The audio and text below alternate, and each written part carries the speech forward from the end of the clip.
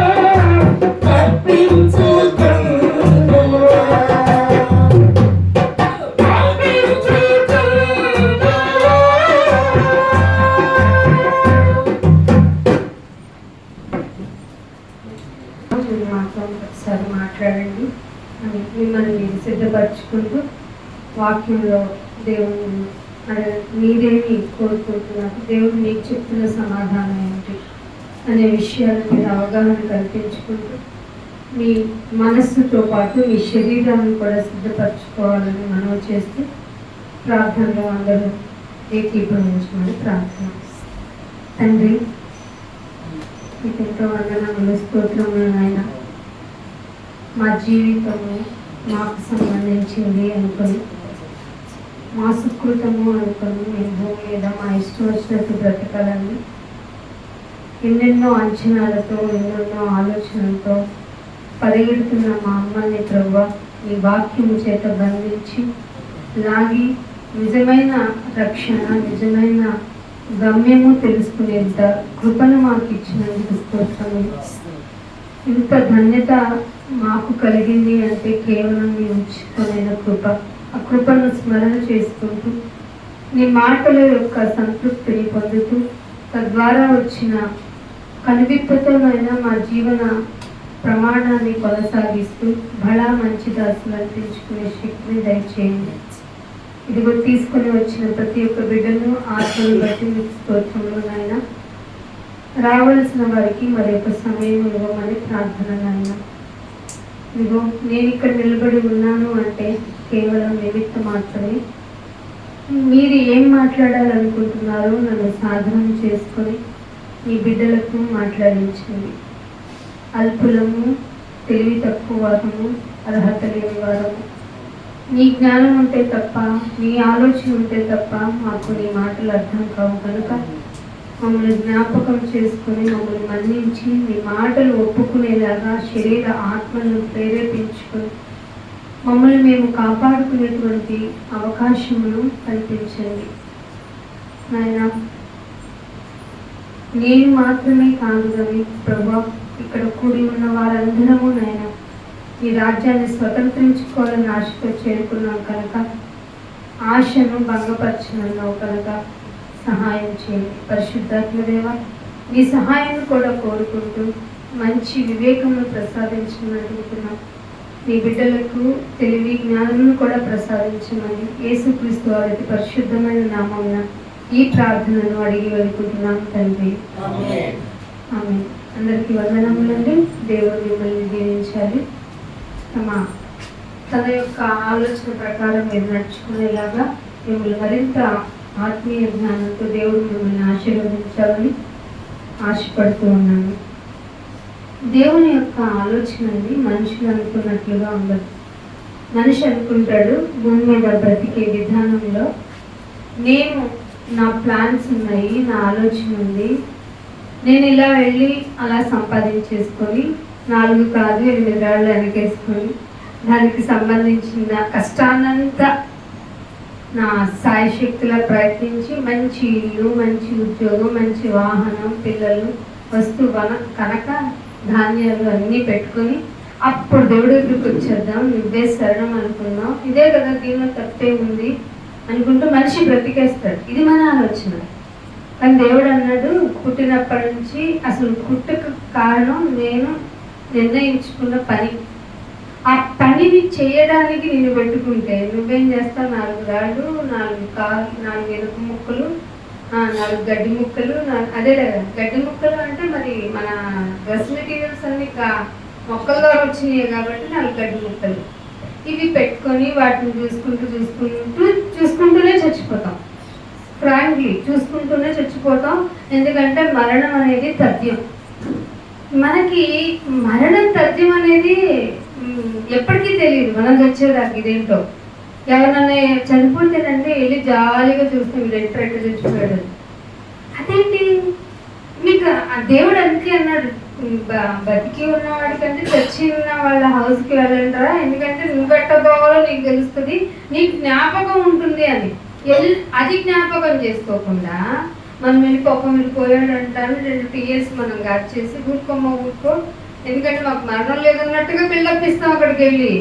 అదే నాకు అనిపించింది ఒక్కొక్కసారి, ఏంటంటో మనం కూడా ఓదార్చడానికి వెళ్తున్నాం కానీ ఏదో ఒక రోజు మనం చనిపోతాం కదా, ఫ్లెక్సీ పెట్టుకోవాలి. మన ఫ్లెక్సీ గురించి టాపిక్ వచ్చింది. సడన్గా మా రిలేషన్స్ ఒకళ్ళు పోస్ట్ వాళ్ళు పిక్ పెట్టి నేను చేస్తే నాకు ఈ ఫోటో అంటే చచ్చేటప్పుడు కూడా నాకు ఒక మంచి సెలక్షన్ ఆఫ్ ఫోటోజెనిక్గా ఉండే ఫోటో పెట్టండి. ఈ క్రియలు ఏం చెప్పవా నీ మరణంలో? నాకు వచ్చిన క్వశ్చన్, నేను అదే చెప్తాను. చచ్చిపోతే మన క్రియలు మామూలు సౌండ్ చేయకూడదు, అట్ట బతకాలి అని దేవుడు చెప్పాడు. అందుకనే కీర్తనల గ్రంథము 77వ కీర్తన బైబిల్ అందరూ తీసుకొని రాయగలిగిన వాళ్ళందరూ రాసుకోవడానికి ప్రయత్నం చేయండి. 70. ఎందుకంటే ఈ మాటలండి రేపు మళ్ళీ నన్ను వస్తే నేను తెల్లమోహం వేయచ్చు. ఇది నేనే చెప్పాను. ఎందుకంటే నా ప్రసంగాలు నేను విన్నప్పుడు ఇలా చెప్పాను, నాకే బుద్ధి వచ్చేలాగా చెప్తున్నాను నేను అనుకున్నాను. ఇది నా స్వభావం. అంటే పరిశుద్ధాత్మ దేవుడు మనతో క్రియ చేయించుకుంటారు అనడానికి ఇది తాత్కాణం, ఇది గొప్పగా చెప్పుకోవడం కాదు. అందుకనే 77వ కీర్తన 12వ వచనం చూడండి. 77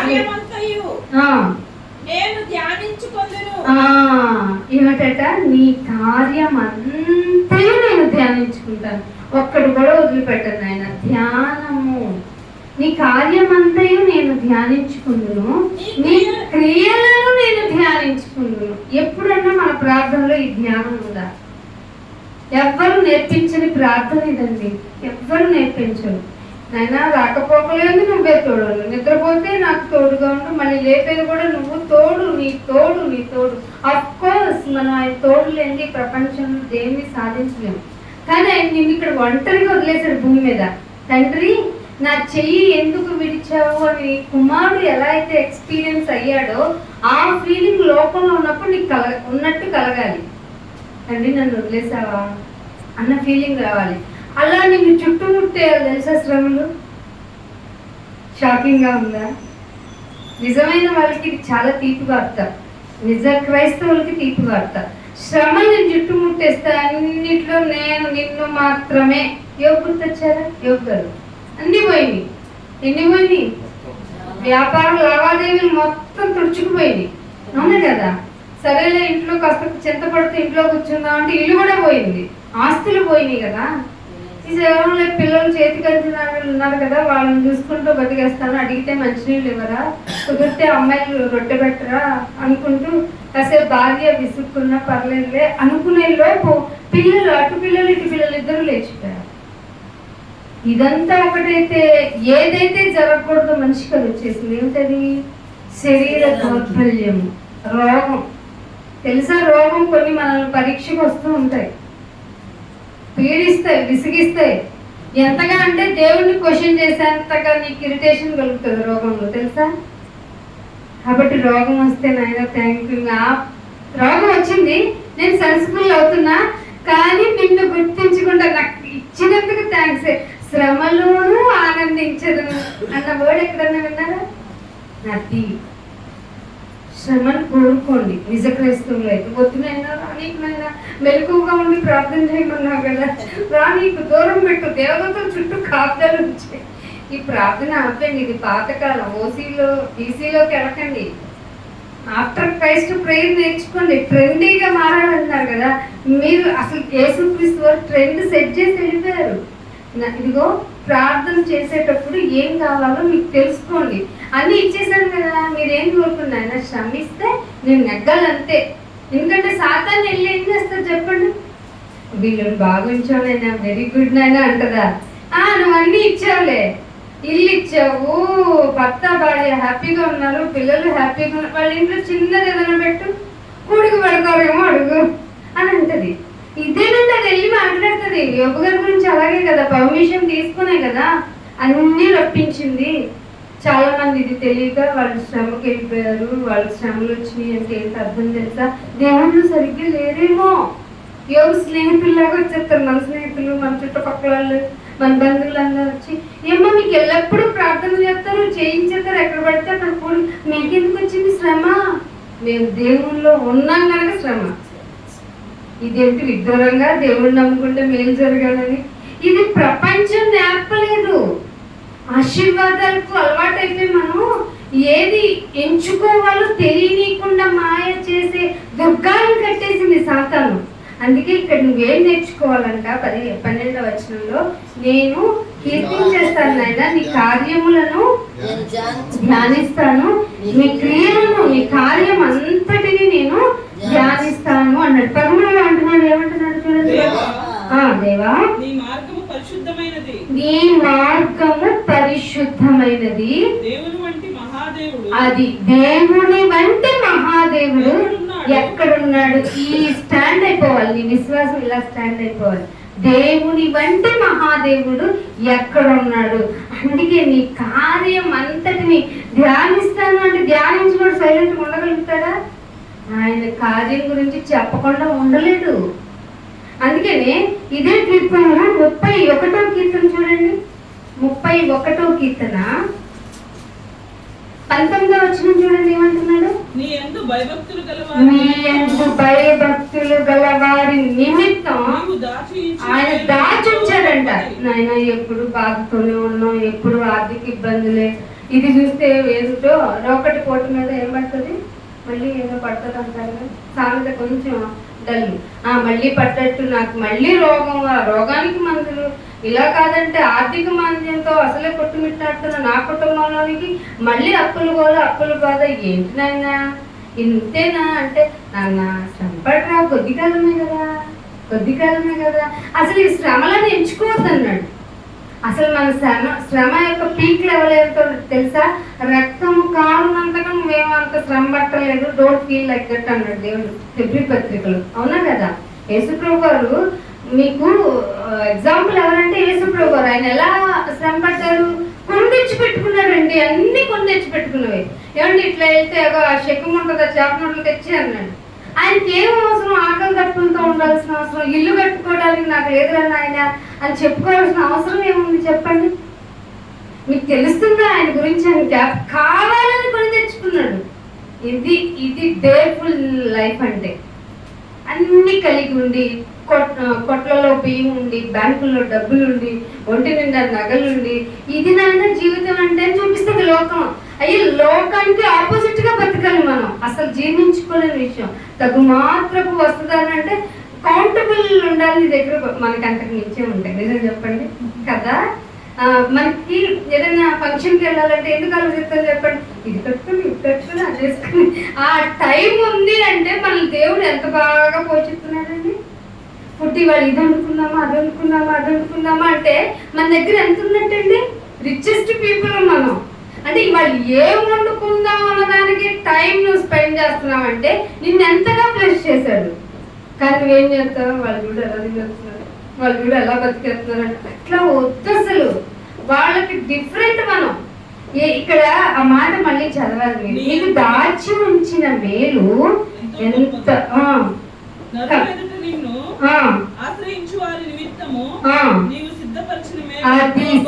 ఈ 2 సార్లు చెప్తున్నాడు చూడండి. దాచి ఉంచిన మేలు, సిద్ధపరిచి ఉంచిన మేలు గొప్పవి అంటున్నాడు.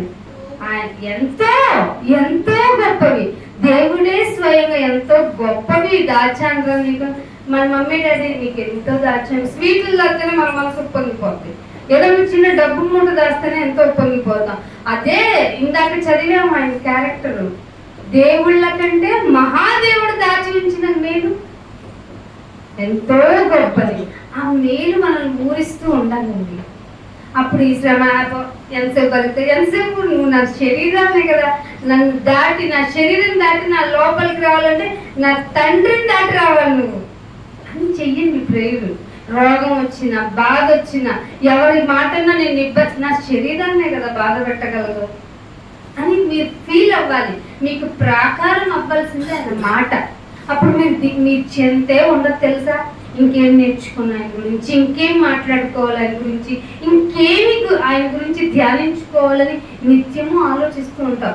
ఆయన నీ కొరకు సిద్ధపరిచిన మేలు ఎంతో గొప్పది. అది ఇక్కడిదైతే కాదు.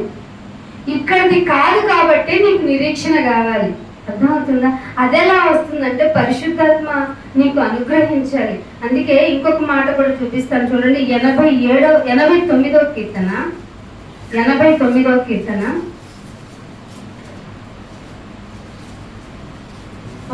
మొదటి నుంచి చూడండి. కృపాతిశయమును నిత్యము కీర్తించెదను. మనం ఏం చెప్తాం? గుడికొస్తేనే కీర్తిస్తాము, ఇది తప్పు. నిత్యము కీర్తించాలి. యెహోవా యొక్క కృప, ఆ అతిశయము, కృపాతిశయము నేను నిత్యము కీర్తించెదను. తరతరములకు నీ విశ్వాస్యతను నేను నా నోటితో తెలియజేస్తాను. చెప్పారా? తరానికన్నా చెప్పారా? తరతరాలు వదిలేయండి. అలా చేసే చిన్న మంద మీద ఆయన దృష్టి ఉంటుంది.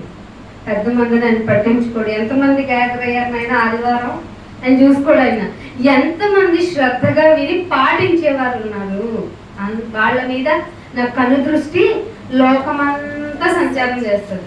ఆయన డ్యూటీ ఆయన చేస్తున్నాడు. ఆయన ఖాళీగా లేరు, చూస్తూ ఉన్నాడు. నేను మాట చెప్పిస్తున్నాను, దాని ప్రకారం నడిచేవాళ్ళు ఎవరు అని ఆలోచిస్తున్నాడు. కృప ఏమంటున్నాడట? తరతరములకు నీ నీ విశ్వాసతను నా నోటితో తెలియచేస్తాను.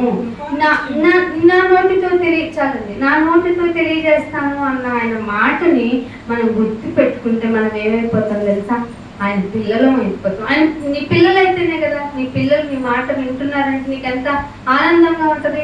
అదే తండ్రికి మనం అందరం ఆయన పిల్లలు, అవునా కదా? అదే చెప్తారు చూడండి, రోమీయులకు రాసిన పత్రిక 8వ అధ్యాయము, రోమీయులకు రాసిన పత్రిక 8వ అధ్యాయము 17వ వచనం చూడండి.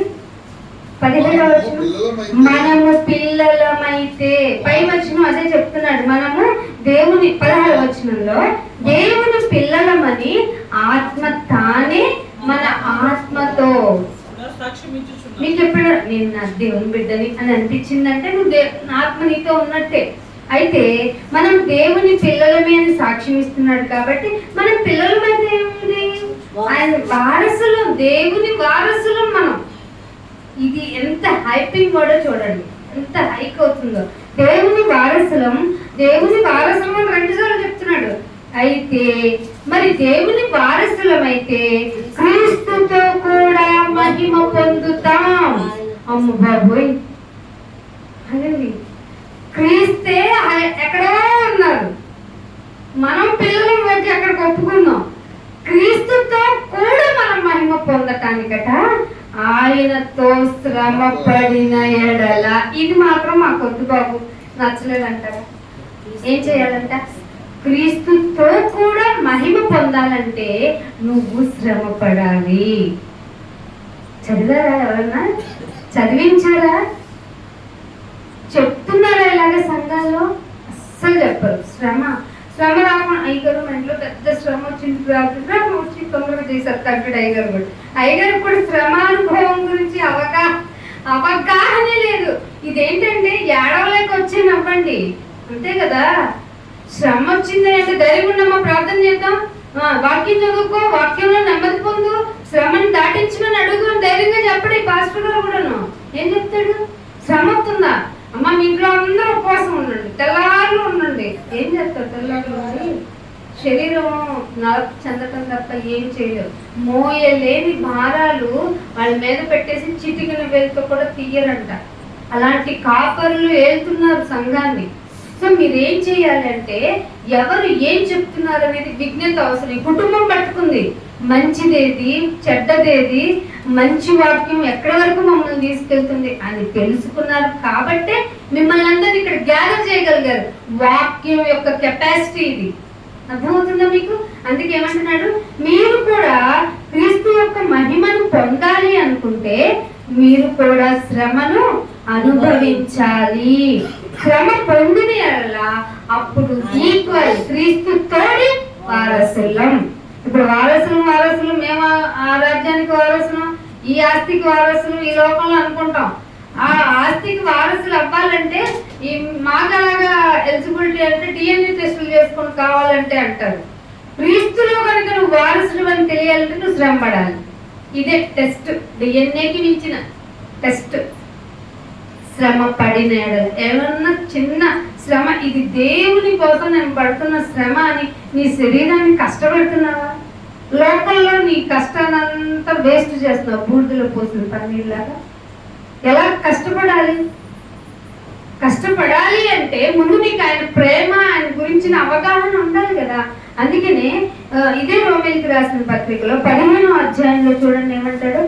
15వ అధ్యాయం 1వ వచనంలో, కాగా బలవంతులమైన మనము క్రీస్తుతో శ్రమ పొందితే మనం బలవంతులం అయిపోతాం, తోడి వారసులం. కాబట్టి ఏది 8వ అధ్యాయంలో చదువుకున్న మాటతో మనం కంక్లూడ్ చేసుకుంటే, శ్రమ పొందితే బలవంతుడు అవుతావు. క్రీస్తులో ఉంటే మనం బలవంతులమే. ఆ మాట ఏమన్నా గుర్తుందా మీకు? ఆ మాట ప్రకారంగా కాగా బలవంతులమైన మనము మనలను మనమే హ్యాపీగా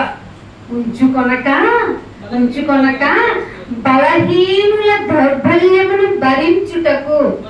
ఎవరు బలహీనులు? ఎవరైతే శ్రమ అంటే భయపడిపోతున్నారో, శ్రమ మీ దేవుడిని నమ్ముకుంటే మాకు మంచి జరిగిద్దా, మేలు జరిగిద్దా అని అంటున్నారు, వాళ్ళందరి దౌర్బల్యాన్ని మనం భరించాలి. అర్థమవుతుందా ఎంత పని ఉందో? నువ్వు చాలా కష్టపడాలి. నువ్వేంటి ఈజీగా లైఫ్ లీడ్ చేస్తున్నావు, టైం పాస్ చేస్తున్నావు. నువ్వు కూడా బఠానీ వేరుశనగ కూడా తినేస్తూ అస్సలు ఉండకూడదు. మనం చాలా సీరియస్. మనకి కాలమును సద్వినియోగం చేసుకోమని ఆయన చెప్తే కాలమును ఎలా సాగదీయవలను అంటూ నేర్పిస్తున్నాడు ఈనాటి క్రైస్తవుడు.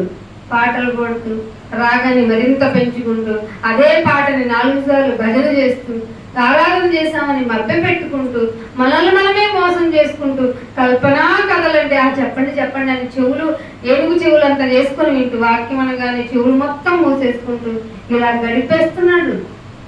ఏమంటున్నాడు ఇక్కడ? మనల్ని మనమే సంతోషపరుచుకున్నాను. ఎంత బాగా ఉంచావా, శ్రమలో ఉంటే ఎంత బాగుంటుందని నీకు రుచి చూసావు కదా. ఎదుటగా ఎవరైతే శరీరపరంగా దౌర్బల్యం కలిగి ఉన్నారో, వారు బలహీనతలను భయపడిపోతున్నారో, అసలు క్రీస్తు అంటే ఏమిటి, రక్షణ అంటే ఏమిటి అవగాహన లేని దౌర్బల్యుల యొక్క దౌర్బల్యమును భరించుటకు బద్ధులమై ఉన్నాము. అంతేకాదు 2వ వచనంలో అంటాడు, తన పొరుగువాని క్షేమాభివృద్ధి కలగటానికి. పొరుగోడు అభివృద్ధి చెందితే ఏడటం తెలిసిన జనాంగంలోంచి వేరే ఇచ్చిన మనకి దేవుడు ఏం చెప్తున్నాడు చూడండి. పొరుగువానికి క్షేమాభివృద్ధి కలిగినట్లు మనలో ప్రతి వాడికి ఒక డ్యూటీ చేశాడు దేవుడు. మనలో ప్రతి వాడు మేలైన దానియందే మేలైన దానియందు అతన్ని సంతోషపరచాలి. ఇది వల్ల అవుతుందా? మేము క్రీస్తున్నాం అనుకున్నాం, గోడాలు పెట్టేస్తున్నాం, అయిపోయింది పని అంటే మనకు అవ్వలేదట. మనము ఏం చేయాలో చెప్తున్నాడు. పొరుగువానికి క్షేమాభివృద్ధి కలగాలంటే క్షేమాభివృద్ధి కోరుకొని మనము ఎదుటివాడు ఎదిగితే ఓర్చుకోలేని గుణము నుండి బయటకు వచ్చి మళ్ళీ ఏం చేయాలో చెప్తున్నాడు. వాడి క్షేమాభివృద్ధి కలిగినట్టు ఇదిగో కూడుకున్న మనం అందరము ప్రతి వాడి డ్యూటీకి మనలో ప్రతి వాడు మేలైన దాని అందే అతన్ని హ్యాపీ చేయాలంట. దీనివల్ల దేవుడు స్తుతింపబడతాడు తెలుసా.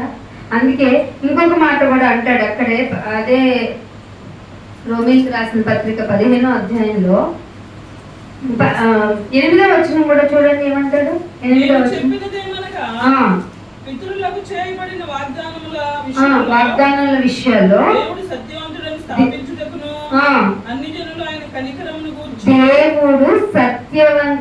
స్థాపించారు. పరిపూర్ణులు, విశ్వాసులు, హ్యాపీగా ఉన్నాం అన్నవాళ్ళు, పొరుగు వారి క్షేమాభివృద్ధి కోరుకుని అతనికి మేలేం చేసి అతను సంతోషపరచాలి అనుకున్న వాళ్ళు చెయ్యాల్సిన ఇంకొక పని ఏంటంటే దేవుడు సత్యవంతుడు అని స్థాపించారు. అది ఎలా స్థాపిస్తావు? నా వర్షన స్టైల్లో నేను చెప్తున్నా దేవుడు సత్యవంతుడు అని. నువ్వు ఎలా చెప్తున్నావు? విశ్వాసం రక్షింపబడితే అయిపోయింది అనుకుంటున్నావా? ఈ కుటుంబం చెప్తుంది సత్యవంతులను స్థాపించడానికి వాక్యాన్ని మారుమోగిస్తుంది చిన్నగా. ఎందుకంటే ఆయన మెల్లని స్వరంతోనే మాట్లాడతారు. ఇప్పుడు ఇది కండిషన్ అప్లై. ఆయన ఇలాగే మాట్లాడాలి, కానీ ఆయనకేమో గొంతు రాదా నోరు రాదా అనుకోకండి. ఆయన మాట్లాడితే జలతారలు ఉరుములు అన్నాడు. ఒక ఉరుము కాదు, ఒక ఉరుముకే జరుపుకున్నాం ఇక్కడ మనుషులు. ఉరుములు మాట్లాడినట్లుగా ఉరుములాగా ఉంటుందంట ఆయన శబ్దం, కంఠం. కానీ మీతో మాట్లాడేటప్పుడు ఎలా మాట్లాడదంట? మిక్కిలిని మెల్లనైన స్వరముతో టాకింగ్ టు యు. ఎంత బాగా మాట్లాడుతున్నాడు, ఎంత తగ్గించుకున్నాడు. ఎందుకు అంత గొంతేసుకుని నా గొంతు ఇంతే. మనమేం చెప్తాం?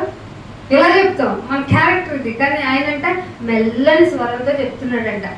అలా చెప్పినప్పుడు నువ్వు తెలుసుకున్నావు కదా ఆయన సత్యవంతుడని, నువ్వెలా స్థాపిస్తావు? నువ్వెలా నిరూపిస్తావు? ఎవరు నిరూపించాలి? అన్యజనులు ఆయన కనికరమును గూర్చి దేవుణ్ణి మహిమపరచుటకు క్రీస్తు సున్నతి గలవారికి పరిచారకుడు. సున్నతి గలవారు ఎవరు? ఇశ్రాయేలీకి సర్వెంట్ అయిపోయాడట. మరి నువ్వేమవుతావు? నేను వచ్చాను కదా కుర్చీ కదా, నేను వచ్చాను కదా తీయవరా, నేను దేవుడు పని చేస్తున్నాను కదా, నాకేం హెల్ప్ చేయరా, నాకేం రెస్పెక్ట్ చేయరా? బాబు యేసు ప్రభు వారికి ఫర్ ఎవర్ కైండ్ ఇన్ఫర్మేషన్, యేసు ప్రభు వారే సర్వెంట్ అయ్యాడు. మనము కూడా ఆయన మహిమ పరచబడాలంటే, అన్యజనులు ఆయన మహిమను కీర్తించాలంటే నువ్వు కూడా డౌన్ టు ఎర్త్ వచ్చి పని చేయాల్సిందే. అర్థమవుతుందా? నా వయసు అయిపోయింది.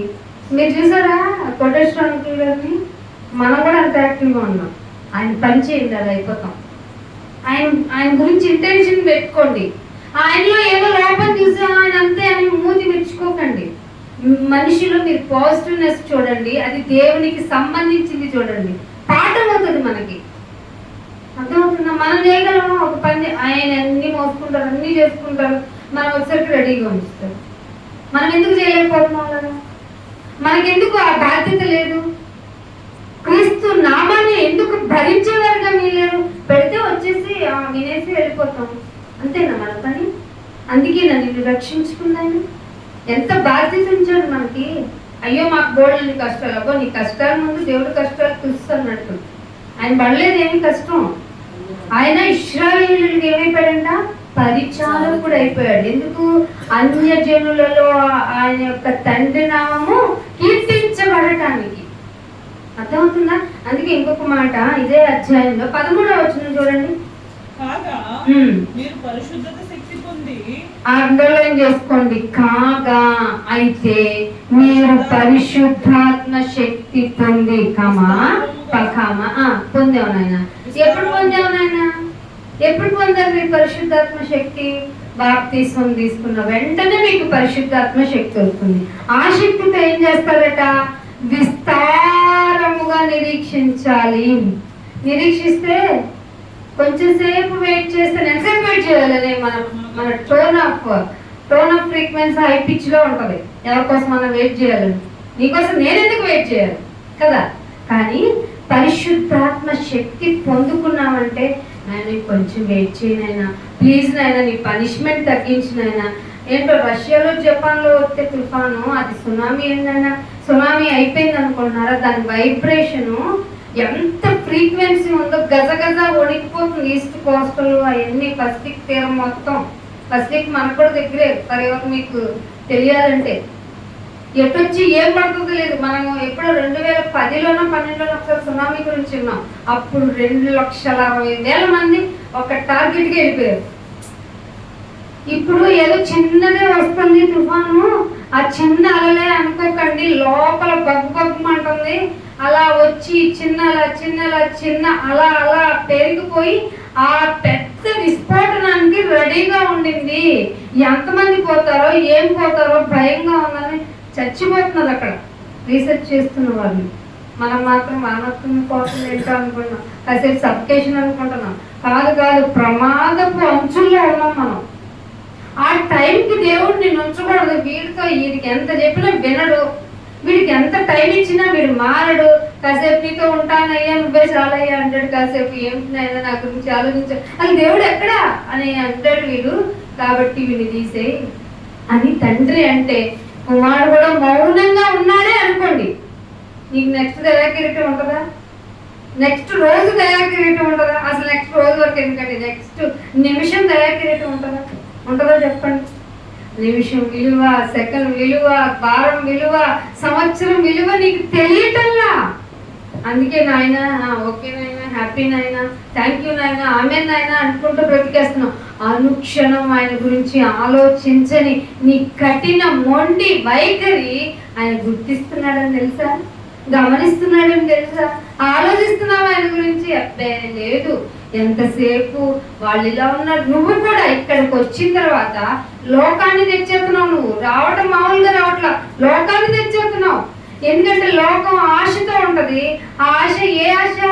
శరీరాశతో ఉంటది. అది చూసిందల్లా కావాలంటది. నేత్రాశతో ఉంటది. శరీరాశ నేత్రాశతో వచ్చి ఇక్కడ జీవపు డంబంతో కూర్చుంటాం.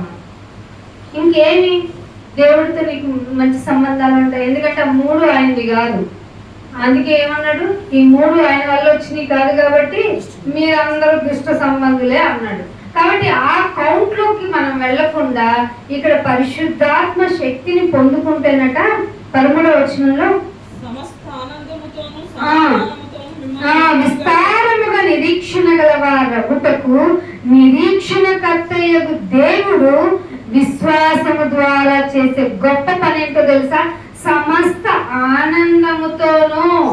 ఇది తృప్తిగా ఉంది, ఇక చాలు నాయన, ఇంకొద్దులే నాయన, నువ్వు ఇచ్చింది చాలా చాలా ఎక్కువ నాయన. నేను తినేది ఎంత నాయన, మహా తింటే ఇంకో 3 గంటల్లో అరిగిపోద్ది. మళ్ళీ కావాలని కోరుకునే ప్రాణం, దానికనైనా ఇన్ని వెరైటీస్ నా ముందు ఉంచావు. మళ్ళీ ఆకలి కొనే పొట్టకి ఇదేనాయన నాయన వద్దు నాయన అంటావా? ఈ కూర ఉందా, ఆ కూర ఉందా, ఆ రసం లేదా, ఈ ఎందుకంట? అదే నిరీక్షణ కలిగిన వాడవైతే, పరిశుద్ధాత్మ శక్తితో ఉంటే, ఇదేంటి పరిశుద్ధాత్మ అంటే అర్పించాలి కదా అనుకోకండి. పరిశుద్ధాత్మ ఎంత సైలెంట్ గా నీలో క్రియ చేస్తాడో చూడండి. ఏమంటున్నాడు అక్కడ? నీ విశ్వాసము ద్వారా ముందు నీకేం చేస్తాడంటే విస్తారమైన నిరీక్షణ కలిగేలాగా నీలో క్రియ జరిగిస్తాడు. ఆఫ్టర్ దట్ ఆ విశ్వాసము ద్వారా సమస్త ఆనందముతోనూ సమస్త సమాధానముతోనూ మిమ్మల్ని నింపుతారు. పరిశుద్ధాత్మ నీ మీదకి వస్తే సమస్త ఆనందం నీ మీద ఉంటది. ఇక చాలునయ్యా అంటావు, నీ కృప నాకు చాలు అంటావు. పైగా నీకు సమాధానం ఇస్తాడు.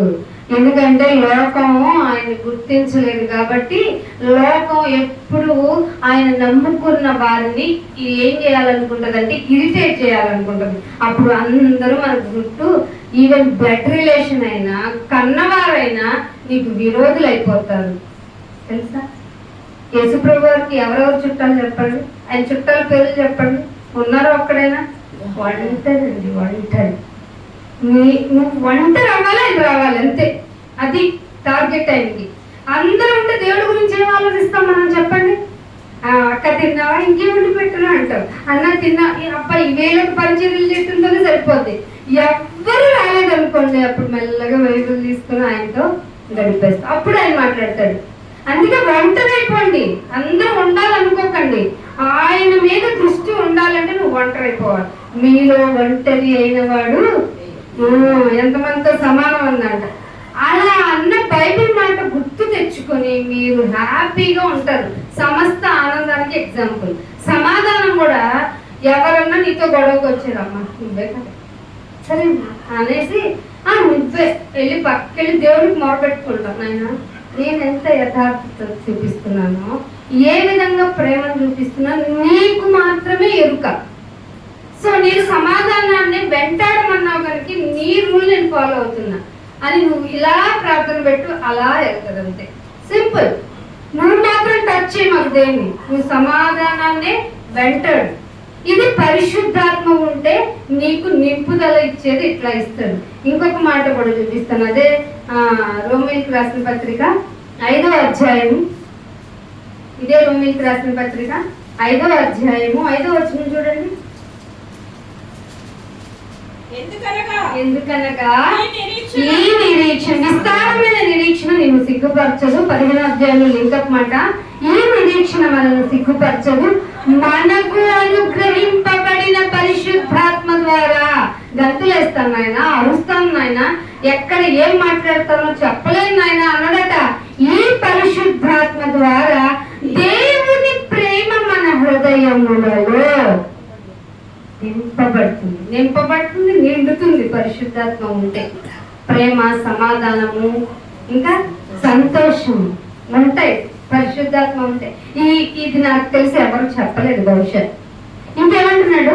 ప్రేమ మీకు ముందు నిరీక్షణ వస్తుంది, ఆ నిరీక్షణ మిమ్మల్ని సిగ్గుపరచదు. ఐ ప్రామిసింగ్ అంటున్నాడు దేవుడు. పరిశుద్ధాత్మ ఉంటే ప్రేమ మన హృదయంలో నిండిపోతుంది అంటున్నాడు. అందుకని ఇదే రోమీయులకు రాసిన పత్రిక మళ్ళీ 15వ అధ్యాయం రండి. 15వ అధ్యాయంలో 15వ వచనంలో చూడండి ఏమంటాడు. 15వ అధ్యాయం, అయినను అన్యజనులు అను అర్పణ పరిశుద్ధాత్మ వలన, అది పరిశుద్ధాత్మ పరిశుద్ధపరచుద్ది, క్లీన్ చేస్తుంది. అర్థమవుతుందా? ఏమేమి ఇస్తుంది మీకు పరిశుద్ధాత్మ? మించిన హ్యాపీనెస్ ఇస్తుంది, మించిన సమాధానం ఇస్తుంది, ప్రేమను నిందిస్తుంది. ఇక్కడ ఏం చేస్తుంది? క్లీన్ కూడా చేస్తుంది మనల్ని. పరిశుద్ధాత్మ మనం ఒకప్పుడు అనుజనులమైన ఉండాలి, గుర్తుపెట్టుకోవాలి. అన్యజనులు అను అర్పణ పరిశుద్ధాత్మ వలన పరిశుద్ధపరచబడి ప్రీతికరమగునట్లు నేను సువార్త విషయములో యాజకత్వం చేయాలనిపించేస్తుందంట. పౌల్ గారి ఎక్స్పీరియన్స్ ఇక్కడ. యాజకం అంటే ఎట్లాగైనా నాయనా మీ తరపు నుంచి దేవుడికి మొరపెడతాను, ఆ మొరపెడుతూనే నీకు ఆయన గురించి ఎలా బ్రతకాలో చెబుతూనే ఉంటాను. నిన్ను దేవుడు బ్రతికించి ఉంచాడంటే నా నోటి ద్వారా నీకు మాటలు చెబుతూనే ఉండాలి. అది నా యాజక ధర్మం. అది నేను బయటకు వచ్చి చెప్తానా, నేను ఇంట్లోకి పిలిచి చెప్తానా, నువ్వు ఒంటరిగా ఉన్నప్పుడు, నువ్వు బాధపడుతున్నప్పుడు, నువ్వు హ్యాపీగా ఉన్నప్పుడు, నువ్వు ఏదైనా అకేషన్ చేసుకున్నా, ఏదైనా కానీ నేను నా దేవుని మాట ద్వారా వదిలిపెట్టను. అది నేను చేసే యాజక ధర్మం. యాజక ధర్మం. రక్షింపబడిన వారందరూ పరిశుద్ధాత్మ ఉంటే చేసే పని. పరిశుద్ధాత్మ ఎంత పనులు చేస్తుందండి. ఈ పనులు ఏంటి ఎక్కడ కనపడట్లేదు? సంఘంలో క్రియలు కనపడుతున్నాయి. ఎగిరాం, కరిగాం, నడిగాం, డ్రెస్సింగ్ లేదు, ఏవో లాంగ్వేజ్, మనకి లిపి లేని లాంగ్వేజ్ మాట్లాడతారు. ఆ లిపికి భాష తెలియదు, మాట తెలియదు. మాకు మా డాడీ అప్పటికి ఇంకా ఆయన ఎత్తిస్తే మా ఇంటికి వచ్చి మమ్మల్ని పద్దాకి విసిగిచ్చేవాళ్ళు. కాకపోతే మేము ఆవిడ మాట్లాడే భాషకు భయపడి దేవుడు ఇట్లాగే ఈ దేవుడు ఏంటో బాబు ఈ భాషతో మాట్లాడితే కనీసం తెలుగుగా మాట్లాడితే ఇంగ్లీష్ మాట్లాడచ్చు కదా, ఈవిడైనా అబ్రకడబ్రలు లాంటిది ఏదో ఒక లాంగ్వేజ్. అది చాలా ట్రై చేసాం కానీ రాలేదు మాకు. మరి ఎందుకంటే మరి పరిశుద్ధాత్మ అంటే భాషలు రావు కదా, వాళ్ళు అనుకునే పరిశుద్ధాత్మ అంటే వస్తుంది. కాబట్టి ఆవిడ మాట్లాడుతుంటే, ఆవిడ ప్రార్థన చేస్తూ వెంటనే లాంగ్వేజ్ రాసేవాళ్ళం గబగబా. నేను నేర్చుకుంటాను పోటీ పడేవాళ్ళు. అబ్బే మన నోరు తిరగదు. తెలుగన్నా ఒక పద్య భాగం వస్తుంది, వాళ్ళ తర్ఫీదు అయిపోతారు. తర్వాత కొంచెం మెచ్యూరిటీ వచ్చిన తర్వాత ఆంటీకి బట్టలు మెట్టిస్తున్నా, ఆంటీ మీరు ఏదో లాంగ్వేజ్ మాట్లాడతారు కదా ప్రే చేసేటప్పుడు, అదేంటి అంటే అది దేవుడు మన మీదకి వచ్చినప్పుడు మాట్లాడే భాష. మా మీద కూడా రమ్మనండి ఆంటీ. ఇలా అడిగాం. చూడండి, ఒక ఇమ్మెచ్యూర్ ప్రేయర్ టీం వాళ్ళు, అంటే దురాత్మ కలిగిన టీం లోకంలో ఎంత స్ప్రెడ్ అయిపోయిందో, దానివల్ల మేము దేవుడిని నమ్మకుండా పోయాం చాలా సంవత్సరాలు. అంటే దేవుడి పని అయిపోయినట్టే కదా అది. అందుకనే మనం త్వరగా బయలుదేరాలి, మన యాజకత్వం త్వరగా చూపించాలి. అంటే ఆవిడండి మీ మీదకి రాడు. అదే చిన్నపిల్లలు దేవుని దగ్గరికి రానివ్వడని చెప్పారంటగా. మరి మేము చిన్నపిల్లలం కదా, మాకు చెప్పడమ్మా మీరు నమ్ముకోవట్లేదు, మీ డాడీ నమ్ముకోవట్లేదు. మా డాడీ ఆవిడ వస్తే నేను ఇంటికి రాననేవాడిని. అంత ఎత్తిస్ట్ అయిన తర్వాత ఆయన్ని ఎట్లా దురాత్మ తొందరగానే వచ్చేసి మార్కోనని భజన బ్యాచ్ లో తీసుకెళ్ళిపోయి, ఆవిడ వచ్చినప్పుడు ఇన్ని డబ్బులు ఇవ్వడం నేర్చుకున్నాడు. ఇస్తున్నాడు కదా అని వారంలో నెలలో ఒకసారి వచ్చి ఆవిడ వారానికి రావడం మొదలెట్టింది డబ్బుల కోసం. ఆవిడే చెప్పుకుంది, ఏంటంటే త్వరగా వచ్చేసారంటే ఈ మంత్ డబ్బులు కొంచెం కష్టమైందిరా అందుకే వచ్చాను చెప్పింది ఆవిడ. ఇలా డైరెక్ట్ గా చెప్తున్నారు. దేవుని గురించి ఆలోచించిన వాళ్ళు మాయలో చాలా మంది పడిపోయారు. అది మన రక్త సంబంధులే పడిపోయారంటే మనకి నిద్ర పడుతుందంటే మనలో కూడా పరిశుద్ధాత్మ పనిచేయట్లేదని అర్థం. అందుకని ఈ మాటలోకి వెళ్తే ఏమంటున్నాడు ఆయన 15వ వచనంలో,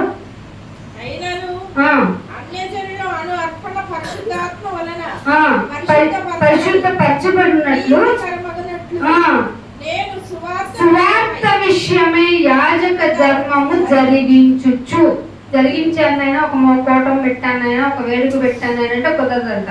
నీ బతికినంత కాలం యాజక ధర్మం జరిగించు దేవుని చేత నాకు అనుగ్రహింపబడింది అనుకోవాలట. పౌలు గారి ఎక్స్పీరియన్సే కదా మంది కూడా, ఇది దేవుని చేత అప్పగింపబడిన పని అనుకోవాలట. ఈ హేతువు చేసుకుని 16వ వచనంలో మీకు జ్ఞాపకం చేయవలనని ఉండి ఎక్కువ ధైర్యము కలిగి సంక్షేపముగా రాయించున్నాను. సంక్షేపంగా రాస్తున్నాడట. ఎవరికి? రోమీలకి. బాబు ఇది యాజక ధర్మం. సువార్త చేయటం అంటే దేవుని యాజక ధర్మం ఇది. ఎందుకంటే లోకంలోకి ఇది పొల్యూషన్ వెళ్ళిపోయింది. దేవుడు అనుకున్న సువార్త వెళ్ళటం లేదు. కాబట్టి మీరు జాగ్రత్తగా నా యాజక ధర్మాన్ని మీరు చెయ్యండి అంటున్నాడు. అందుకని 2వ దశలోనికి రాసిన పత్రిక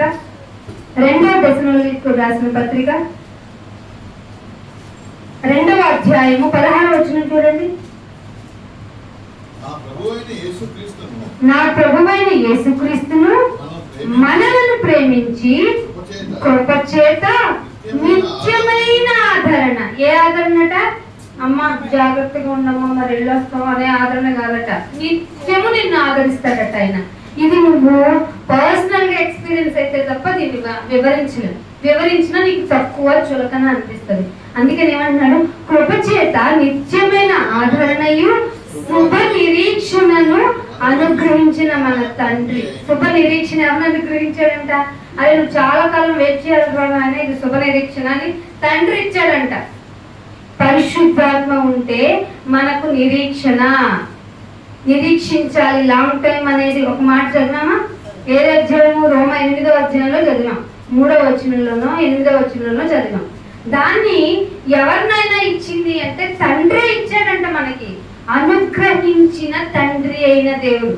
ఏమనుగ్రహించావునైనా అంటే శుభ నిరీక్షణ. దేంతో ఇచ్చావునైనా అంటే నిత్యమైన ఆధారంతో. ఇంకొంచెం ఇచ్చి నీ టైంకి నువ్వు పని చేస్తున్నావు, బాగా పని చేస్తున్నావు, ఇంకొంచెం 1 గంట చేయి అంటారా లేదా? అంటారా ఎవరు లోకంలో? ఇంకొంచెం పని చేసి. తండ్రి కూడా అంతే, పని చేసేవారి మీదకే ఇంకొంచెం టైం పెంచుతాడు. ఎవడైనా తన ప్రాణమును పోగొట్టుకోవాలంటే ఆయన ఉంచుతాడు కానీ ఆయన, ఎవడైనా తన ప్రాణమును ఉంచుకుంటాను ఆయన అంటే పోగొడతాడు కానీ ఆయన చెప్పాడు లేదా? కాబట్టి ప్రాణమును సంరక్షించుకోవాలన్న ఆలోచన మనం తీసేసామంటే ఆయన రక్షిస్తాడు. ఈ శుభ నిరీక్షణ కలిగేలాగా యేసుక్రీస్తుని మనల్ని ప్రేమించేశాడంట దేవుడు. ఎంత మంచిగా, ఎంత ఆలోచనతో ఉన్నాడు. అందుకే మీ తలంపులు నా తలంపులు వంటివి కాదు, నా తలంపులు మీ తలంపులు వంటివి కాదు. మీతో నన్ను పోల్చుకోకండి బాబు, మీ గురించి నా ఆలోచనే వేరు, సపరేట్. అవునాడా లేదా? ఎవడో యాక్టర్ ఉన్నాడంట కదా, నా రూటు సపరేట్, దేవుడు రూట్ సపరేట్ బాబు. ఫర్ యువర్ ఇన్ఫర్మేషన్, దేవుడు రూట్ సపరేట్ మన గురించి. ఇది మనుషులు ఎవరు చెప్పనిది. ఆయనే నిన్ను పోషించేవాడు, ఆయనే నిన్ను కాపాడుకునేవాడు. ఆయన కూర్చి ధ్యానించాలి, కీర్తించాలి. అందుకే ఇంకొక మాట చూపిస్తాను. తీతుకు రాసిన పత్రిక 3వ అధ్యాయము, తీతుకు రాసిన పత్రిక 3వ అధ్యాయము 7వ వచనం చూడండి.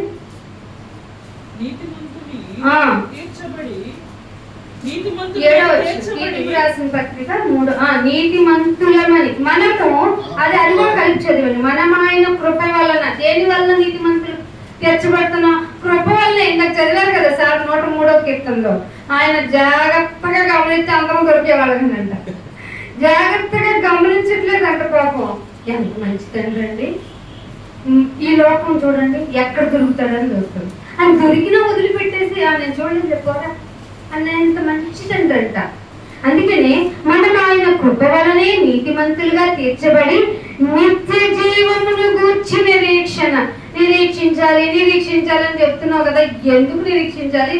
దేనికోసం నిరీక్షించాలి? నిత్య జీవము కొరకు నిరీక్షణ. పాయింట్ టు పాయింట్ మీకు లింక్ అవుతుందని నేను అనుకుంటున్నాను. అర్థం అవుతుందా? మళ్ళీ ఏమన్నా ముఖ్య అంశాలు మరొకసారి చెప్పాలా? అవసరం లేదా, టైం తీసుకుంటాను జాగ్రత్త. అందుకనే ఏమంటున్నాడు? నిత్య జీవమును కూర్చిన నిరీక్షణను బట్టి దానికి వారసులు అవ్వటానికి. అమ్మయ్యా, దేనికి వారసులు అవటానికట? నిత్య జీవితానికి వారసులు అవ్వటానికి నిరీక్షణ. దానికే మనల్ని వారసులు చేయటానికి మళ్ళీ పరిశుద్ధాత్మ తెచ్చాడు ఇక్కడ ఆయన.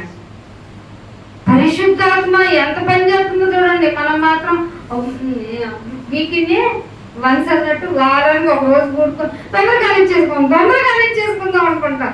ఎక్కడ చూడండి ఇదే మాట. అయ్యో దేవుడి మాట వింటాను, ఇంకొక గంట ఉంటామండి అనేవాళ్ళని చూపించండి. మనకి ఎన్ని పనులు. మాకు అక్కడ సేమ్ ప్రాబ్లం అండి. ఇక్కడ ఏ గుళ్ళో, ఇక్కడనే కాదు అక్కడనే కాదు, ఎక్కడ ప్రపంచం అంతా సంఘాలన్నిట్లో వినబడుతుంది. తొందరగా ముగించుకుందాం, ఏం చేద్దాం ఉదయంగా, తొందరగా వెళ్ళిపోవాలి. లోకంలో ఎన్ని పనులు. అది లోకంలో నాశ కాదు, ఆ గతింత మనం కూడా లోకంలోకి వెళ్ళాలి. అది ఇక్కడ ఉన్నాం, ఏదైపోయాం కదా. పనులను తొందరగా కనెక్ట్ చేసుకున్నాం. దురాత్మ మనలోకి తెలియకుండా ప్రవేశించి చేడు వేరు కనిపిస్తుందండి. అందుకని ఆ మాట చదవండి. ఏ మాట దగ్గర ఉన్నాం?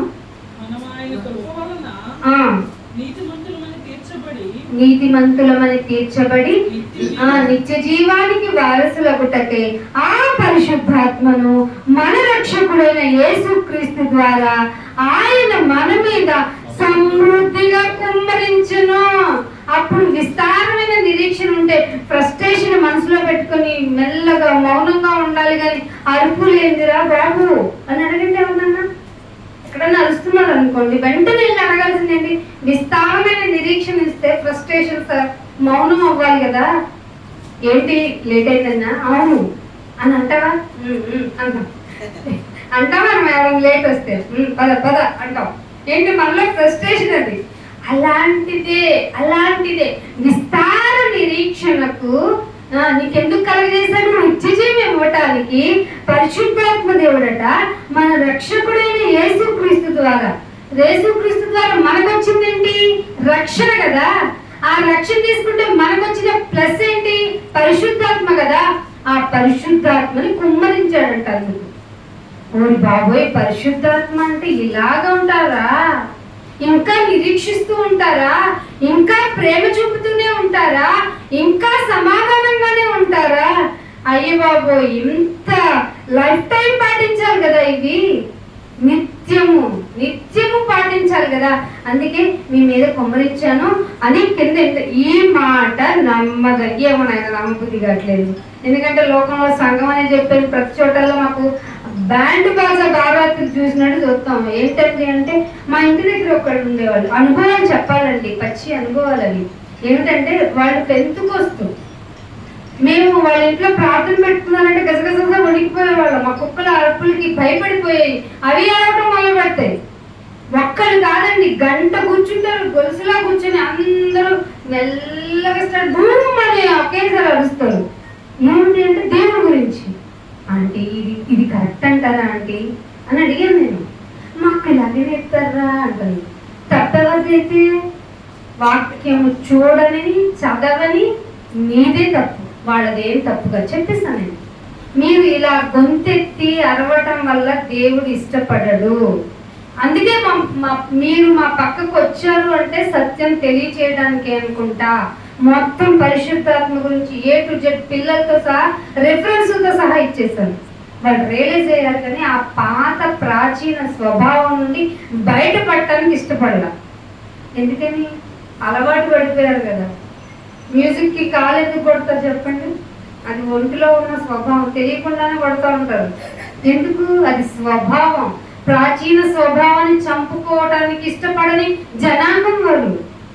అందుకే అంటున్నాడు, ఈ మాట నమ్మదగినది గనుక దేవుని యందు విశ్వాసం ఉంచితే, విశ్వాసం ఉంచామైనా ఓకేనైనా నిరీక్షిస్తాం, ప్రేమిస్తాం, సమాధానంగా ఉంటాం, ఒప్పంగా చేస్తాం అని చెప్పే నీకు ఏం చెప్తున్నాడు? విశ్వాసం ఉంచిన వారు సత్క్రియలను శ్రద్ధగా, ఏదోనైనా ఉంచావు కాబట్టి పని చేయాలన్నట్టు కాదంట, సత్క్రియలను శ్రద్ధగా చేయుట యందు మనసుంచున్నట్లుగా నీవి సంగతుల గురించి దృఢముగా చెప్పాలి. ఎంత పని ఉందండి మనకి? సత్క్రియ మనమే చేయాలి.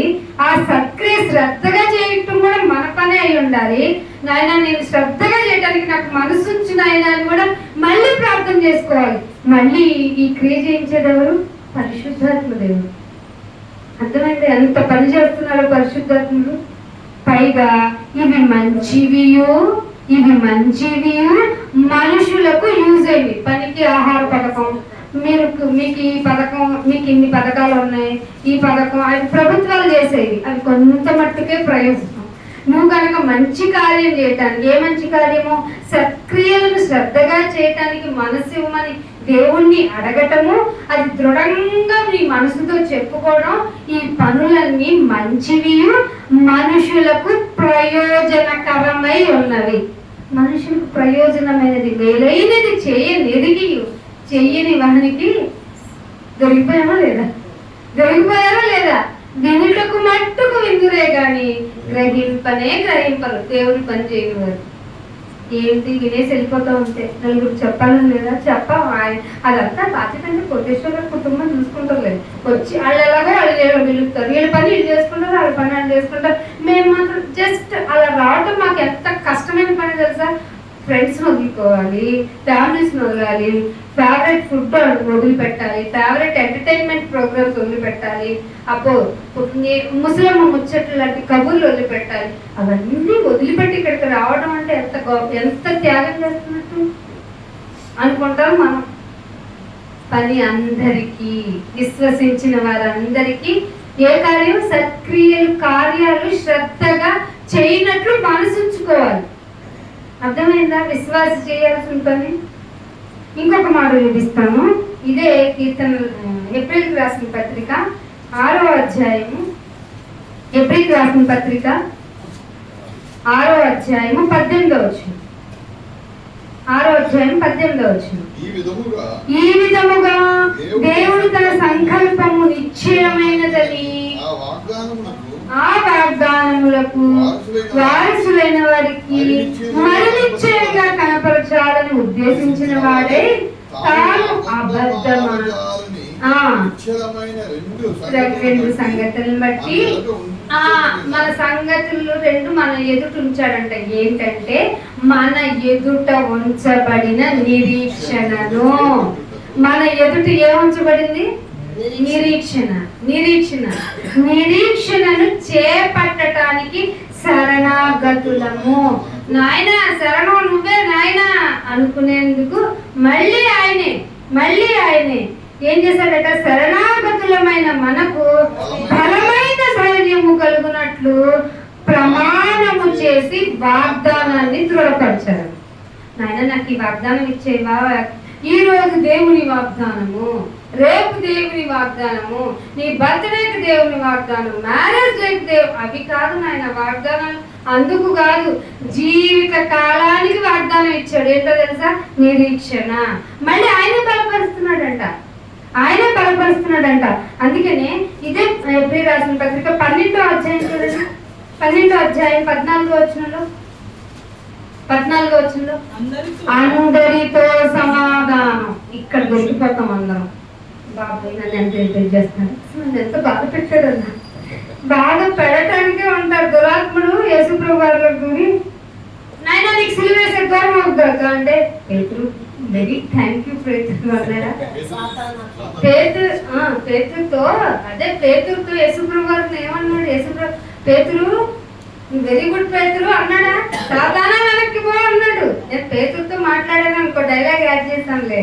ఏమంటున్నాడు? పేతురు యేసుప్రభు అనుకోవాలి కదా, నా మీద ఎంత జాలి పడ్డావు పేతురు అన్నాడా? లోపల ఉన్నాను పట్టుకున్నాడు. నువ్వు కూడా అంతే. మనుషుల మీద బాధ పెట్టుకోకండి, మనుషుల మీద కోపం పెట్టుకోకండి.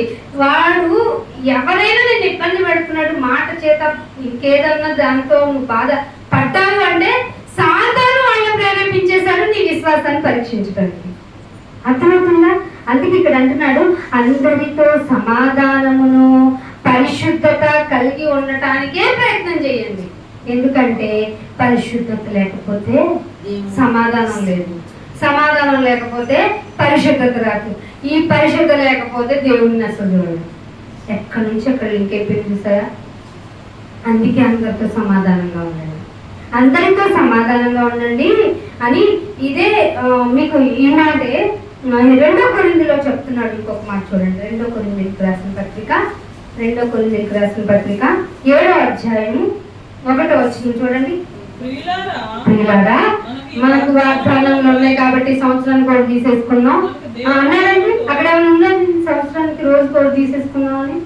మనకు వాగ్దానములు ఉన్నవి కనుక రోజుకొకటి వాగ్దానాన్ని చదువుకోండి. ఈ వాగ్దానాన్ని రోజంతా పట్టుకొని నేను చేయలేదేంటని అనకండి. మీకున్న వాగ్దానం ఏమిటంటే నిత్య జీవమును అనుగ్రహించును అనున్నదియే ఆయన చేసిన వాగ్దానం. 1వ యోహాను పత్రిక 5వ అధ్యాయంలో ఉంటుంది, మొత్తం చదువుకోండి, ఎందుకంటే రిఫరెన్స్లు ఎక్కువైపోతాయి. అందుకని ఈ వాగ్దానాలు ఉన్నాయి కాబట్టి ఏం చేయాలి? భయముతోనూ పరిశుద్ధతను సంపూర్తి చేసుకోవాలి. సంపూర్ణుల మగుటకు సాగిపోవడం అని ఎక్కడ ఓడింది. ఆ ప్రక్రియలో మీరు దేవుని భయముతోనూ పరిశుద్ధతను సంపూర్ణము చేసుకుంటూ చేసుకునే క్రమంలో ఏమవుతుందంటే శరీరముకును ఆత్మకును కలిగిన సమస్త కల్మషము. ఇందాక విన్నాం కదా, మళ్ళీ 103లో ఏమన్నాడా? కనిపెట్టి చూసారంటే దొరుకుతావు. సమస్త కల్మషం శరీరానికి ఉంటది, ఆత్మకి ఉంటది.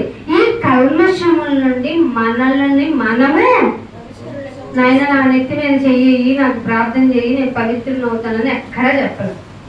మీరు వాక్యం ద్వారానే పవిత్రులు అవ్వాలి. అది మీకు గుణపరచాలి. వాక్యం మిమ్మల్ని గుణపరిస్తేనే పరిశుద్ధులు అవుతారు. అందుకే ఏమంటున్నాడు? శరీరముకును ఆత్మకు కలిగిన సమస్త కల్మషమును మన సమస్త కల్మషము నుండి మనల్ని పవిత్రులు చేసుకుందాం. సత్క్రియ చేయాలనే మంచి మనసు మాకు దృఢపరచు అనుకుంటూ మళ్ళీ ఇక్కడ ఏమంటారు, మళ్ళీ దేవుని భయం ఉండాలి. ఇక్కడ దేవుని భయము ఉండాలి. పరిశుద్ధతను కంప్లీట్ చేసుకోవాలి. నువ్వు కంప్లీట్ గా పరిశుద్ధుడు కాదు. ఇప్పుడు నువ్వు చచ్చే క్షణంలో థ్యాంక్ యూ నాయన ఇక్కడ నేను వదిలిపెట్టాను. మోషే గారు ఎక్కడ నేర్చాడా? కొండెక్కి నువ్వు వస్తావు అన్నాడు. ఈ శవం కూడా ఎవరికి దొరకనేను. వీళ్ళు అసలు దొరికితే ఏమంటే దొన్నపడికైనా దేవుడిని చేసేస్తారు. ఏదో రూపంలో నిన్ను జుట్టు పెంచో లేకపోతే చేయెత్తించో నీకు ఒక విగ్రహం పెట్టేస్తారు. కాబట్టి నీ శరీరాన్ని నేను దొరకనివ్వను అని చెప్పాడు. ఎంత మాట అన్నావు నాయనా. నేను శోకంలో మునిగిపోయాడా మోషే గారు? అస్సలు మునగల. వచ్చేస్తున్నా నాయన నీ పర్వతానికి అన్నాడా లేదా? రా అంటే వెళ్ళిపోయాడు. నిన్ను అక్కడ చంపేస్తానన్నాడు దేవుడు. ఎట్లా చంపాడు? ఎలా తీసుకెళ్ళాడు? శరీరం ఆత్మ నుండి విడిపోవాలంటే ఎంతో కొంత చిన్న సఫరింగ్ అన్నా జరగాలి. అందుకే నిద్రలో చచ్చిపోయేవాడు పుణ్యాత్ముడు. అవునే కదా? కాళ్ళు ముడుచుకుని చనిపోయాడంటే ఎక్కడ చచ్చిపోయాడు. చనిపోయేటప్పుడు నీ ఫీలింగ్ అలా రావాలి. నేను వచ్చేస్తున్నానా, వదిలిపెట్టేస్తున్నానా, బాబాయ్ లోకపు నుంచి నన్ను విడిపించేసావు అని నీ పరిశుద్ధతను కంప్లీట్ చేసుకుంటే ఫీలింగ్ వస్తుంది. అట్లా ఉండండి. ఇదిగో నాకు రోగం వచ్చింది, హాస్పిటల్లో జాయిన్ అవ్వమన్నారు, రేపు ఆపరేషన్ అంటారు, ప్రార్థన చేయండి సంఘం అంటారు. ఏమని చేయాలి? ఎందుకు చేయాలి? అడగండి ఎవరన్నా. ఎంత మాట అన్నావు? ఈవిడికి బ్రాహ్మ లేదు, భక్తి లేదు, పరిశుద్ధత అంతే లేదు, తోలేసేయండి బయటికి అన్నాడండి. అందుకే ఆ మాట చూపిస్తాను మీకు అవసరం ఈ సందర్భంలో. యోహాను సువార్త 15వ అధ్యాయము. యోహాను సువార్త 15వ అధ్యాయము 18వ వచనం చూడండి. 15వ అధ్యాయం 18వ వచనం. లోకము మిమ్మల్ని ద్వేషించుతుందంటే వైనాయనా అని మీరు సఫర్ అవ్వకండి. ఫర్ యువర్ ఇన్ఫర్మేషన్, మీకంటే ముందుగా ఒక ఆయన ఘోరంగా ద్వేషించారంట. ఎంతగా అంటే సిలువ మరణము కొట్టండి ఆయన వాళ్ళ కేకలే గెలిచేంతగా ద్వేషింపబడ్డాడు. నువ్వేంటి ఒక మాటకి అడిగేసిపోయారు, నా న్యాయం గెలవలేదని ఎడుతానండి. గెలవదు. నువ్వు నిరీక్షణలో నీ పరిశుద్ధతలో కంప్లీట్ అవ్వాలి. నీకు ఎగ్జామ్లు అర్థమవుతున్నాయా? రాటి తేలిపోవాలి అంతే. తిట్టారా? థ్యాంక్ యూ ఆయన నన్ను ద్వేషి. అందుకే అన్నాడు, నిన్ను ఎవరు తిడితే ఆనందించండి అన్నాడా లేదా? నా నిమిత్తం నిన్ను తిడితే ఆనందించి అన్నాడా లేదా? అందుకే అంటున్నాడు, లోకం మిమ్మల్ని ద్వేషించిన ఎలా మీకంటే ముందుగా నన్ను ద్వేషించినని మీరు ఎరుగుదురా. మీరు లోక సంబంధులైన ఎడల ఎడుగుతారు అంతే. దీని అర్థం, మీరు లోక సంబంధులు అయిన ఎడల లోకము తన వారిని స్నేహిస్తుంది. అర్థమైందా? శ్రమ ఉందా, ప్రార్థన చేద్దాం అంట. శ్రమలో మనం ధైర్యంగా ఉన్నామన్నాను బయటికి అంటారు మనల్ని. ఆయన ద్వేషించేసినట్టు పక్కకు వచ్చి ఇలాగే శ్రమపడి ఒంటరి శరణాగతులను ఉంటారే వాళ్ళందరం ఏకమవుతాం. ఇదిగో అది జరుగుతుంది ఇప్పుడు. అందుకే అంటున్నాడు, స్నేహితులు అయితే మీరు లోక సంబంధులు కారు కనుక నేను మిమ్మల్ని లోకంలో నుండి ఏర్పరచుకున్నాను. అందుచేతే లోకము మిమ్మల్ని పరిశుద్ధాత్మ యాక్టివిటీస్ మీరు చెప్పారనుకోండి. లోకపు సంఘం ఉంది కదా, లోకాన్ని సంఘం అనుకుని భ్రమపరిచిపోతున్న దురాత్మ సంఘాలు ఉన్నాయి కదా, నిన్ను ద్వేషించేస్తాయి. పోపో చాలే కానీ పోపో అని అంటే నువ్వేం ఫీల్ అవ్వమాక. అందుకే ఇదే సేమ్ మాట ఇంకో చోట చెప్పాడు చూడండి. 1వ యోహాను రాసిన పత్రిక 1వ, ఇదే తన బ్రదర్ కదా, యేసుప్రభు వారి బ్రదర్. 1వ యోహాను పత్రిక 3వ అధ్యాయము 1వ వచనం చూడండి. మనము దేవుని పిల్లలమని పిలవబట్టానికి దేవుడు ఏం ప్రేమ ఇచ్చాడో చూడండి. ఎంత ప్రేమ ఇచ్చాడో చూడండి. ఎట్టి ప్రేమను ఇచ్చాడో చూడండి. మనము దేవుని పిల్లలమే. దేవుని పిల్లలమైతే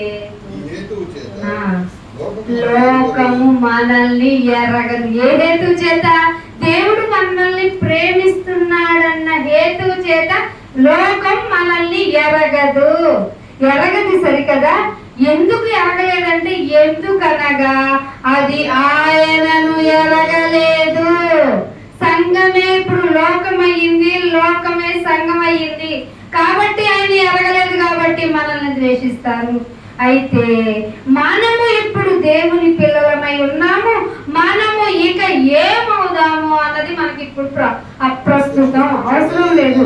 ఏమవుతాం అనేది ఇంకా ప్రత్యక్ష పరచబడలే. కానీ చాలా మంది జీవవృక్షం ఉంటే అక్కడ పరలోకంలో వృక్షం ఉంటే యాపిల్ లాగా దాన్ని కోసుకొని తినేస్తాం.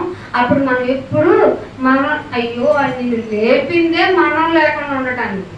ఇలాంటి ప్రిన్సిపల్స్ నమ్మకం చాలా మంది ఈ మాటల మీద పుస్తకాలు రాస్తారు. ఇన్ పరలోకం, what is the life style, ఎలా ఉంటది, ఈ శరీరం ఎట్లాగే లేస్తుంది అంటే శరీరం కొన్న కోరికల ప్రకారం అక్కడ కూడా మనం కొన్ని యాక్టివిటీస్ చేస్తాం, అక్కడ కూడా భార్యాభర్తల సంబంధాలు కొనసాగుతాయి అని చెప్తున్నారు. యేసుప్రభు ఏం చెప్పాడండి? అరే ఒకడికి ఒక ఆవిడికి 7 భర్తలు ఉన్నా అక్కడ బంధాలు బాంధవ్యాలు చెల్లవు, ఆత్మకి బంధాలు లేవు అని చెప్పాడు. యేసుప్రభు మాటలు పక్కన పెట్టేసి మనకు ప్రత్యక్ష పరచబడని దాని గురించి ఎక్కువగా మాట్లాడేస్తారు. మీరు అది నమ్మకండి. ఏమవుతుందో మనకి ఇంకా ప్రత్యక్ష పరచబడలేదు, ఇప్పుడు అప్రస్తుతం. కానీ ఇక్కడ ఏమంటున్నాడు? ఆయన ఒక హింట్ మాత్రం ఇచ్చాడు. ఆయన ప్రత్యక్షమైనప్పుడు ఆయన ఉన్నట్టుగానే ఆయన్ని చూస్తాం. ఎట్లా ఉన్నాడో అట్లా చూస్తాం. అంటే మనం కూడా అట్లాగే ఉంటాం. ఇప్పుడు నిన్నెలా చూస్తున్నా నేను అక్కడికి వెళ్ళిన అలాగే చూస్తాను. ఈ శరీరం ఉంటుంది అంటే ఇది ఈ లోకపరమైన యాక్టివిటీస్ తో ఉండదు, స్ట్రక్చర్ ఉంటుందని అర్థం. కనుక మనం కూడా ఆయన్ని పోలి నడుచుకుంటా ఉంటున్నాడు. ఇదే పత్రికలో 3వ వచనంలో అంటున్నాడు. 3వ వచనం 4వ అధ్యాయము, ఇదే పత్రిక 4వ అధ్యాయము 5వ వచనం చూడండి. 5వ వచనం, వారు లోక సంబంధులు గనుక లోక సంబంధులైనట్లుగా మాట్లాడతారు, లోకము వారి మాట వింటుంది. నీ మాట వింటదా? నా మాట వింటదా? మనం ఏదైనా చెప్తాం అనుకో, చెప్పొచ్చు లేదు, దేవుని మాట ఇది అయ్యేదో ఏంటి అంటారు. అమ్మ దేవుడు చెప్పాడు, మనం వీటి మధ్య నిరీక్షించాలి. కుదురుతుంది ఏంటి, అవుతున్నా ఏంటి, చెప్పడానికి ఎన్నో ఉంటాయి బైబిల్లో. చేయటానికి అవుతుందా? అన్ని చేయటానికి కదా నిన్ను నన్ను పిలిచాడు. ఏమన్నా లోకము ఆయన మాట వింటుంది. మనము దేవుని సంబంధులము, దేవుణ్ణి ఎరిగిన వాడు ఆయన మాట వింటే. ఏంటంటే దేవుని మాటలే చెప్పినా వినట్లేదు ఏంటంటే వాళ్ళకి తెలియలేదా అంటే వాళ్ళు లోక సంబంధులు కాబట్టి వినరు. నువ్వు దేవుని సంబంధివి కాబట్టి మాటని గట్టిగా పట్టుకోగలరు. దేవుని సంబంధి కానివాడు ఆయన మాటను వినడు, వినడానికి ఇష్టం కూడా చూపించడు. అర్థమైందా? అందుకే మీకేం తెలియాలంటే ఇందాక చెప్పాను కదా, ఇందువల్ల మనము సత్య స్వరూపమైన ఆత్మ ఏదో, ఇందాక నుంచి పరిశుద్ధాత్మ యాక్టివిటీస్ చెప్తున్నాను కదా, ఇది one of the part. Just మీకు స్నాక్స్ చెప్పినట్టు చెప్పాను పరిశుద్ధాత్మ యాక్టివిటీస్. అప్పుడు మీరు సత్య స్వరూపమైన ఆత్మ ఏదో, భ్రమపరిచే ఆత్మ ఏదో తెలుసుకోవాలి. అంత పని ఉంది. అర్థమైందా? చేస్తున్నావా? గలతీయులకు రాసిన పత్రిక 4వ అధ్యాయం 6వ వచనం. గలతీయులకు రాసిన పత్రిక 4వ అధ్యాయము 6వ వచనం. మీరు కుమారులై ఉన్నందున నాన్న తండ్రి అబ్బా అనుటకు మొరపెట్టుట. అది మళ్ళీ ఇచ్చాడు, కుమారుని ఆత్మను దేవుడు మన హృదయములలో ఉంచాడు. చాలు. ఏమంటాడట? దేవుడు ఏమిచ్చాడంట? తండ్రి అబ్బా అని కుమారుడు మొరపెడుతున్నాడంట. అదే ఆత్మను నీ హృదయంలో ఉంచాడంట. నువ్వు ఎప్పుడన్నా ఇలా మొరపెట్టావా? అయితే నువ్వు ఆత్మ లేనివాడు నా వాడు కాదు అన్నాడా లేదా? గుర్తుపెట్టుకోండి, పరిశుద్ధాత్మ ఉంటే, పరిశుద్ధాత్మ యొక్క ప్రభావం నీలో ఉంటే ఆ సమాధాన సంబంధమైన క్రియలు ఎక్కడా, సత్యమును గుర్చిన క్రియలు, మనస్ఫూర్తిగా దృఢముగా చేసే పనులెక్కడా, అందరితో సమాధానాన్ని కోరుకునే క్రియలెక్కడా, అందరినీ నీ దగ్గర పెట్టుకునే క్రియలెక్కడా. అందుకే దేవుడు అంటున్నాడు, నేను ఇంకొక మాటకి ఇందాక చదివించాను కదా, మీకు ఒక లాస్ట్ మాట చూపించి ముగించేస్తాను. మత్తయి సువార్త 10వ అధ్యాయము, మత్తయి సువార్త 10వ అధ్యాయం మీకు అందరికీ తెలిసి మాట, దీంతో ముగించేస్తాను. 10వ అధ్యాయం 16వ వచనం. ఎట్లా పంపిస్తున్నారండి? మనం లోకులందరూ అబడి దిబిడి తబిడి దిబిడి అని గోరలు చేస్తున్నారు. వాళ్ళ మధ్యకి వెళ్ళి అమ్మ ఆత్మ ఎలా చేయదు అని చెప్పేవాళ్ళు. నేను ఖచ్చితంగా లేదు, అది తోడేళ్ళు తోడేళ్ల మధ్యకి నిన్ను ఎలా పంపిస్తున్నాడు? గొర్రె ఎలా అవుతుందండి? అంత నిష్పక్షపాతం, ఇన్నోసెంట్ ఫేస్ చూడండి. అలా వెళ్ళినప్పుడు తోడేళ్ళు నిన్ను ఎలా చేస్తుంది? దీన్ని చంపేసి తినేయాలన్నట్టు చూస్తుంది. సో నేను నిన్ను ప్రిపేర్ చేస్తున్నాను. నువ్వు సత్క్రియలు చేయడానికి పరిశుద్ధాత్మ ప్రేరణతో వెళ్తే తోడేళ్ల మధ్యకి గొర్రెను పంపించినట్టు వెళ్తున్నాను. నీ ఫీలింగ్ లో తేడా రాకూడదు, నీ ప్రేమలో తేడా రాకూడదు, నువ్వు సమాధానంగా ఉండే నా తేడాల్లో నుంచి తేడా రాకూడదు. దేవుణ్ణి ప్రేమించే వారసుడు ఏ విధంగా అయితే లక్షణాలు కలిగి ఉన్నారో ఆ లక్షణాల్లో ఏది పోకూడదు, కూడా పోకూడదు. ఎందుకంటే ఆయన సారూప్యంలో కదా మనల్ని రమ్మన్నాడు. అలాంటప్పుడు మన పని ఈజీనా కష్టం? చెప్పండి మీరు ఒకసారి. మీ నోడు తెచ్చు. చాలా కష్టం, చాలా కష్టం. కొంతమందికి ఇప్పుడు కూడా నచ్చదు, దయచేసుకోవాలి. అయినా కానీ మనం సంపూర్ణ లభటకు సాగిపోదు. అతి ధన్యత మీకు అందరికీ దేవుడు దయచేయాలని కోరుతూ, పరిశుద్ధాత్మ మరింతగా మేము మీలో పనిచేయాలని కోరుకుంటూ ఈ మాటలు ముగిస్తున్నాను. కళ్ళు మూసుకొని ప్రార్థన చేద్దాం. ఈ పరిశుద్ధాత్మ మీలో ఉన్నట్లయితే బలలో చేతులు వేస్తున్న నీకు మంచి ప్రేరణ ఇవ్వాలి. నీ కుటుంబ పరంగా నీ ఒక యాక్టివిటీని చెయ్యాలి. సత్య సంబంధమైన క్రియలు నీలో జరగాలి. అవి మానేసి శరీర సంబంధమైన క్రియలతో నీవు కూడా లోకస్తులు ఏడ్చినట్టు ఏడుస్తూ, లోకస్తులు బాధపడినట్టు బాధపడితే ఇంకా నేను మార్చడం ఆ దేవుని తరం కూడా కాదు, నిజమే దేవుని తరం కాదు. ప్రార్థన. తండ్రి, నీకెంతో వందనాలు నాయనా. ఎంత మహాపరిశుద్ధుడైన నీవు నాయనా ఈ లోకంలోకి వచ్చిన మమ్మల్ని చూచి చూడనట్లుగా వదిలేస్తే కృపచేత రక్షించబడ్డాం. ఆ కృపచేత రక్షింపబడిన మాకునైనా నీ పరిశుద్ధాత్మనిచ్చి సమాధానం, ప్రేమ, ఈ సత్క్రియలు మనసులో దృఢముగా చేయాలన్న ఆలోచనతో ఉండమని చెప్తే లేని చేదైనా లేదు, కనిపించని చేదైనా లేదు. మమ్మల్ని మేమే మంచివారం అనుకుంటున్న చేదు లేదు మాలో వచ్చేసింది నేను. ఈ స్వారస్యంలోనికి మారిపోతామంటూ అనుకుంటున్న మాకు తెలియని వేరు మాలో వచ్చేస్తుంది. దయతో క్షమించండి. మాకు మేమే పరిశుద్ధులను అనుకుంటున్నాం. మేము మా క్రియలు అయినా మావి చాలా మంచి నీతి క్రియలు అనుకుంటున్నాం. మేము దయతో క్షమించండి. కానీ ఆ నీతి క్రియలు నీకు మురికి గుడ్డలని మీ వాక్యం ద్వారా తెలుసుకున్నాం. ఇదిగోనైనా మీ పరిశుద్ధాత్మను మాకు గిఫ్ట్గా ఇచ్చారు. అదిగో ఆ పరిశుద్ధాత్మ సహాయంతో ఇంకా చాలా పనులు మా మీద ఉన్నాయని మీ మీదే మీ కుమారుని మీదే రాజ్యభారం ఉంచావు.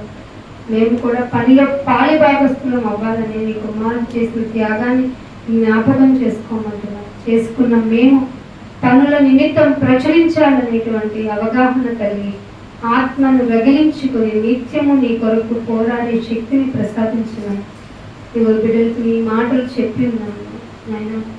వాటిని ఎత్తుకుని పోయేవాడు ఉంటాడు కనుక మీరు జ్ఞాపకం చేసుకుని బిడ్డలను ఆదరించి రక్షించి నడిపించమని యేసుక్రీస్తు వారి పరిశుద్ధమైన నామమున ఈ ప్రార్థన అడిగి వెళ్ళిపోతున్నాను మా పరమ తండ్రి. Thank you all of you. God bless you.